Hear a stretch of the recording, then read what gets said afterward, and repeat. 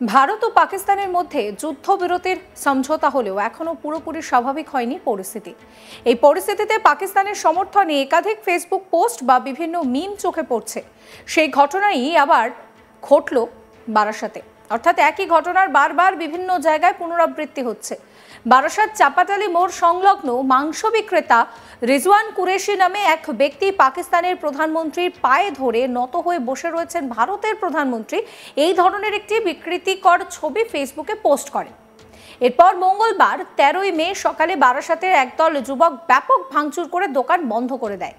দোকান থেকে বের করে অভিযুক্তকে পর্যন্ত মারধর করা হয়।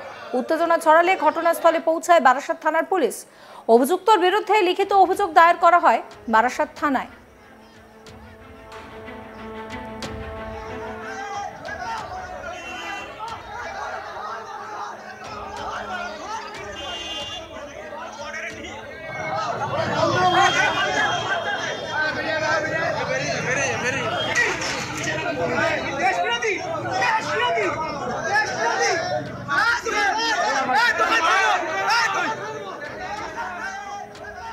অভিযুক্তর বিরুদ্ধে লিখিত অভিযোগ জমা দেওয়া হয় বারাসাত থানায়। পরে পুলিশ তদন্তে নেমে মূল অভিযুক্ত রিজওয়ান কুরেশিকে গ্রেফতারও করে। এই মুহূর্তে যার ছবি দেখতে পাচ্ছেন, এই হচ্ছে সেই ব্যক্তি রিজওয়ান কুরেশি, যিনি একটি ছবি ফেসবুকে পোস্ট করেন যেখানে দেখা যাচ্ছে পাকিস্তানের প্রধানমন্ত্রীর পায়ে ধরে রয়েছেন ভারতের প্রধানমন্ত্রী। এই ধরনের একটি বিকৃতকর ছবি তিনি পোস্ট করেন এবং তারপরেই কিন্তু চাঞ্চল্য ছড়িয়ে পড়ে। আপনাদেরকে শোনাবো এক প্রতিবাদী যুবক কি বলছেন।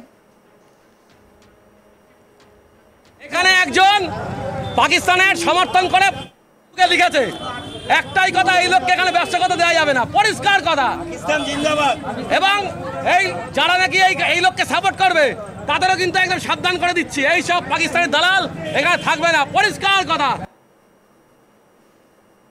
আপনাদেরকে শোনালাম এই প্রতিবাদী যুবক পরিষ্কার বলছেন যে এই সমস্ত পাকিস্তানের দালালরা এখানে কোনো মতেই থাকবে না, যারা এই ব্যক্তিকে সমর্থন করবেন তাদের বিরুদ্ধেও ব্যবস্থা নেওয়া হবে। এবার আপনাদেরকে শোনাবো এক স্থানীয় বাসিন্দা কি বলছেন। পাকিস্তানের পোস্ট করছে, 3 দিন ধরে এই পোস্ট করে যাচ্ছে নন স্টপ।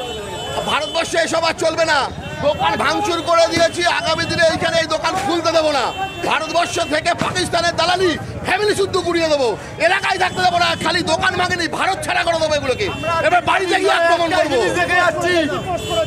ও দেশ বিরোধী পোস্ট করেছে, দোকান ভেঙে দেবো, দোকান করতে দেবো না, ওর ফ্যামিলি শুদ্ধকে মিশিয়ে দেবো, ওর এলাকায় থাকতে দেবো না। পুলিশ মানি না, পুলিশ আসেনি, পুলিশ মানি না, পুলিশ মানি না।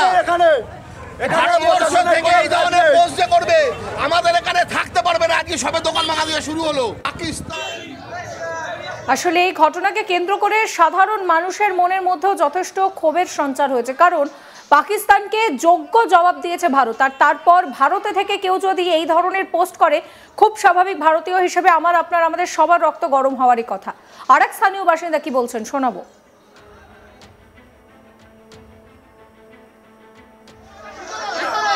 আমি ঠিক এখনই এসছি, আমি ঠিক জানি না, যা দেখছি ও এখানে আমাদের হিন্দুস্তানের বদনাম করার জন্যে ও পাকিস্তান মুর্দাবাদ বলছে। এটা কেন? আর কিছু না, ও এখানে থাকবে, এখানে খাবে, এখানে পড়বে আর এখানে বদনাম করবে। এ হতে দেওয়া যায় না একদম। এটা কি সম্ভব আমাদের বরদাস্ত করা? কোনোদিন সম্ভব না। কি চাইছেন এখন আপনারা? একে চাইছি উচিত একে শিক্ষা দেওয়া হোক, আর কিছু নয়। আমি কি অবস্থা বুঝতে পারছেন? হিন্দুস্তানের মাটিতে দাঁড়িয়ে সে কিনা বলছে যে হিন্দুস্তান মুর্দাবাদ, এবং এই নিয়ে সে বারবার ফেসবুকে পোস্ট করছে। স্থানীয় বাসিন্দাদের ক্ষোভ, একেবারে ক্ষোভের বহিঃপ্রকাশ, সেই ছবি আপনাদেরকে এই মুহূর্তে দেখাচ্ছি।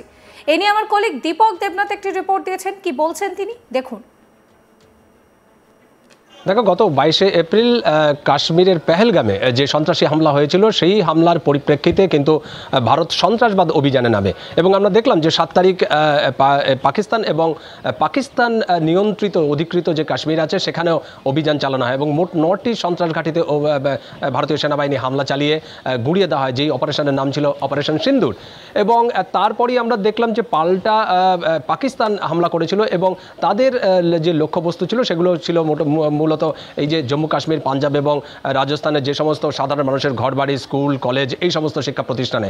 এবং একদিকে যেমন সেই ঘটনাকে কেন্দ্র করে ভারত পাকিস্তান দুই দেশে যেরকম একটা উত্তেজনাময় পরিস্থিতি তৈরি হয়, আন্তর্জাতিক সীমান্তে যেরকম উত্তেজনাময় একটা পরিস্থিতি তৈরি হয়, ঠিক পাশাপাশি এটাও আমরা দেখেছি যে ভারতের মধ্যে একটা বিশেষ সম্প্রদায় তারা কিন্তু এই ভারতের বিপক্ষে, অর্থাৎ ভারতীয় সেনাবাহিনী, ভারতীয় প্রধানমন্ত্রী এবং নিরাপত্তা যে সমস্ত এজেন্সিগুলো আছে তাদের বিপক্ষে লাগাতার কুরুচিকরপূর্ণ মন্তব্য তারা ফেসবুকে পোস্ট করে যাচ্ছে।